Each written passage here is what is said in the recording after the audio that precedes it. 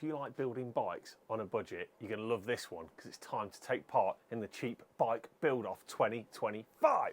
Yo!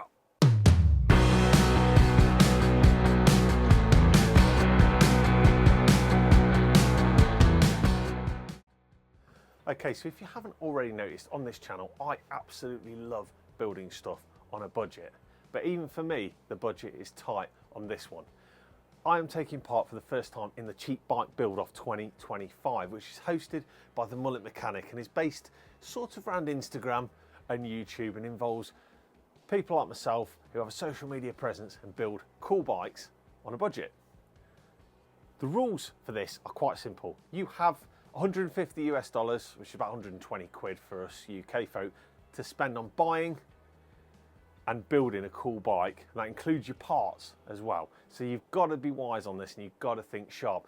Oh, and if you think you can get away with using stuff out your parts bin, which is easy for me to say, you've got to put a price on those as well. Let me show you the bike I've got, for those who haven't seen the short. Okay, so here she is in all her purple glory. It's a Raleigh Mirage. It's Reynolds tubed, and it cost me the princely sum of £30. So by my reckoning, and maths isn't my strong point, I've got 90 quid left to spend on doing this mama up. Plus it's really tidy for the money, I mean really tidy. Okay, so that's the bike, and now on to the parts. Now in my budget, I have managed to source a few cool things, and I'm starting with my handlebars. Let me show you these. These are some ITM. They're like a cow-horn type thing. They're nice and wide. Yeah, these are where we're starting. And £5. Add on to that, for the same money, got a little zoom stem, which I thought would look kind of cool with it as well. I've got a couple of shifter options within my very tight budget. I'm hoping these are going to work out. These are some Dior LXs that I picked up a while back for pennies because they don't work. I got them for spares and it looks like they're complete. They're just jammed up with old grease. That could be a winner. If not, I've got something else. Brakes, I've got some old Shimano Allevios. They look nice enough. I hate putting a price on these because in my world, you can't give these away. Saddle, I've got this Ritchie Vector, which is torn and a little bit tatty, but it'll do, and we'll put a price on it. I'll say, I don't know, £5. I wouldn't pay £5 for it. £3. And the last thing, as a bike mechanic, there's one thing I think I should be doing, so I've done it, and that is budgeting for new cables and outers. Because I'm gonna have to ride this in a test video. I want it to be nice, I want it to be actually quite enjoyable. Just because it's cheap, I don't want it to ride like crap. So, hopefully, this will be good. So that's all the bits. Now let's do my old time lapse and strip her down. You know, strip this mama down, you know.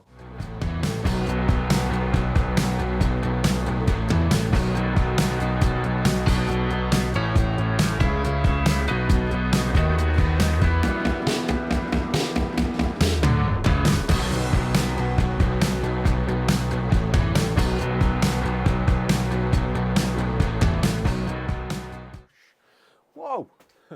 Well, that cleaned up right nice, I reckon.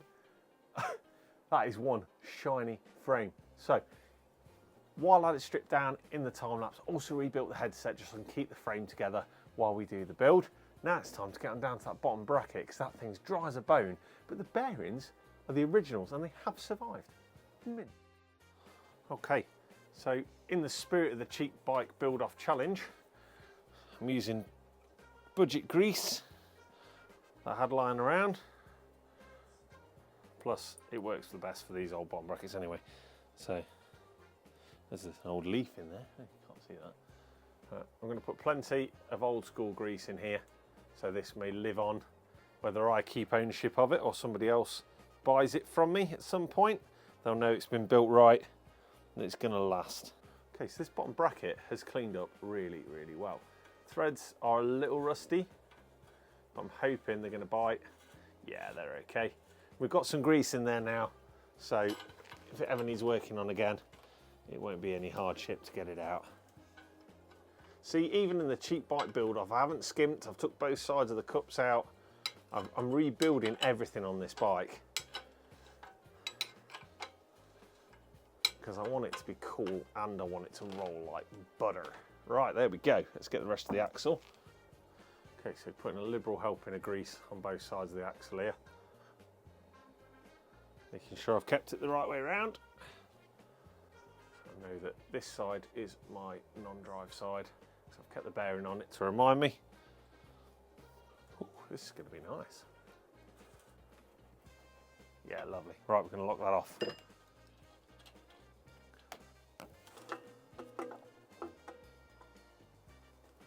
Lovely. There we go. One bottom bracket saved. Marvellous. So, while we're down here, let's get our rear derailleur back in place. Keeping the Exage 300 LX plastic bodied stuff for this job. I think it'll do a fine one. Plenty of tension left in it, the jockey wheels are in good order, and it means I can spend the budget on other stuff. Same goes for the front derailleur, which we're just going to put in place loosely because then we're going to do the front chain rings and sort that little business out. So we'll just put that there for now. And these have had a quick go in the bath of degreaser. They're looking really smart actually. They've had their fair share of wear, got their fair bit of battle scars, but from a distance it almost looks like the RLX, which would go with them shifters if they'll ever start working. Right, chain rings and cranks. When it comes to the chain rings, it just wouldn't be one of my builds, cheap bike build off or not, without it being a double E subcompact type affair. So I've gone for this 48-34 chain rings out of the bits box. I bought these in a batch a fair while ago, so we'll put a few quid on them. One's actually a pace, which is kind of cool. But yeah, there we go. That's going to be my double. That's going to be on there like that. Oh yes. There we go. I can see me after this challenge is over putting a wider range on the back though, because that thing ain't got a lot going. Okay, with that chain set in place for absolutely no reason whatsoever, I'm going to put the handlebars in just because I want to see how they look. Grease. Spread that around. Stop it seizing. Ooh-wee. Oh yes. Oh, that is a stem. Oh. That's sealing in okay. Before we put the wheels in, one other thing we're going to do is just get the canty brakes back in place. Now, I'm going with these Allevios, and I'm going to have to just go with the pads that are on it because I don't think I've got enough budget left to put some pads on. They've both got sort of cool stop type things on. So I'm hoping they're going to be acceptable. Because I've got this sneaky feeling these are going to be rock hard and they're going to squeal like Billy-O. But that is part of the hand we are dealt in the cheap bike challenge, is it not? I'm trying to work desperately hard not to fudge any numbers either. So I am trying to be good. Although they need a clean. Must admit, the Allevio from this area is not that bad. Oh yeah, anybody who doesn't have these sort of wonder wipes in your workshop, just get a pack. They're blooming brilliant. You can use them for absolutely everything. Top tip from Dave and Jack at Pickering's, actually, they use these for a lot of their clean-up jobs and they are bloody good. Just to prove I am not cheating, I haven't got the bolts with these, so I'm going to go right ahead and use the old 10 mil doodads off the old mountain canties. Don't want to have to be budgeting for Allen-headed bolts now, do we, if we can help it? Yeah, there we go. Right, let's put some on the back. Okay, so there's the back ones in place, and oh my days, look at the pads I'm having to work with. Just look. This one in particular. You can see where it's been towed in quite a lot over time. But hey, they'll make it stop for the duration of this challenge. That's what we're going for. Okay, so we're at that point now. I'm going to put the wheels back in, see how this is shaping up. I've given the wheels a bit of a clean, but actually, I was going to budget for tyres. I'm not going to bother. These Tioga Psychos that are on here are cool as anything, so I'm keeping them. Now, I've cleaned these wheels up. I've checked the bearings over, and that's all they're getting, to be honest with you, because that's all they need. I'll be honest, I've done a terrible, terrible job of cleaning the hubs. The hubs don't look great. However, I haven't checked these for true yet. If they do need truing, we'll whip them back out again as a final job at the end, and we'll get them in the stand. But you can really see how this is starting to take shape now. There we go. There we go. Front one. Coming back in hot, not messing about. Oh, I wish I'd clean these hubs up better. I have to go back on that. The wheels look in good shape though, rims are good. I think they're pretty true as well.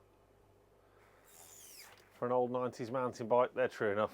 Right, there's one more thing that I've had to get. Okay, so that other thing I needed to budget for was a seat post, because I quite fancied a silver one, and these are 27 dead, which is really hard to get, and I need a long one because these retro mountain bikes, because I'm nearly 6'4", I need something tall, you know what I'm saying?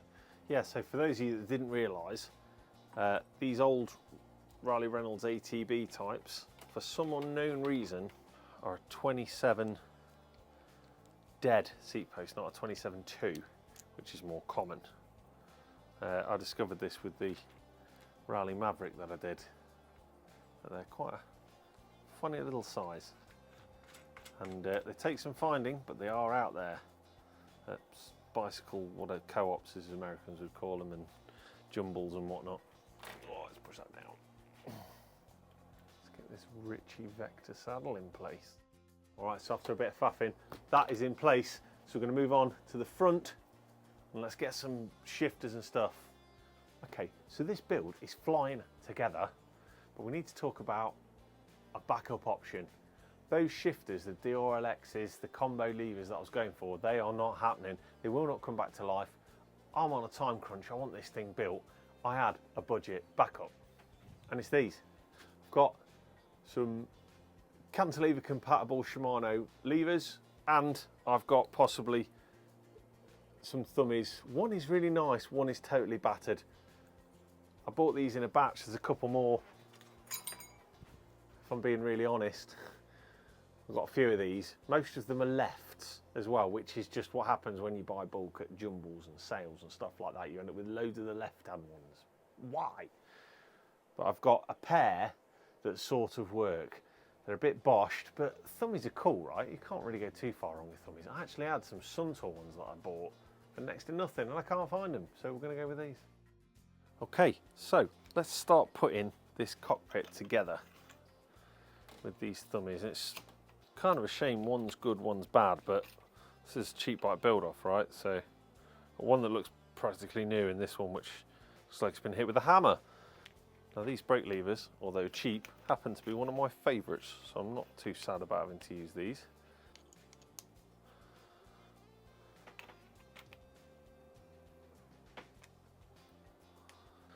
He says you can't get good stuff for a few quid, eh? Right, there we go. Is that all right?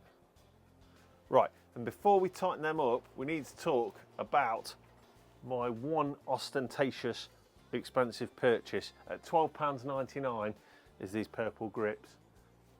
I had to do it. I couldn't help myself. £12.99. But these are ODIs, they're ODs, OD, what ODI, whatever you call them.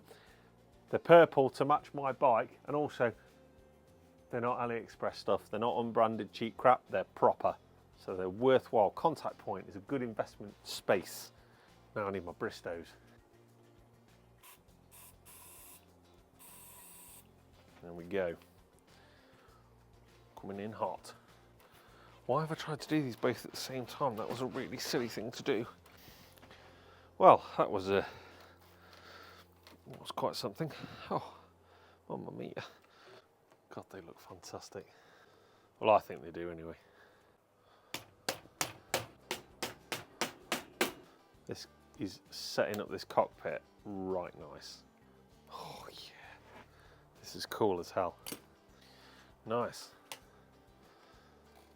Oh yeah. Oh man, totally forgot to film for a second there. Just quickly whip the chain back on. I would never normally reuse a chain like this, but it's okay. And I've cleaned up the rear cassette with a wire brush. Check that out, isn't that lovely? That's actually come up cracking. There we go. Sounds nice too. It's looking good. Just cables now. It's done. Oh yeah, and in case you're wondering, the cabling's going to be done in a time lapse so we can get this done, and then we can go out and play with it.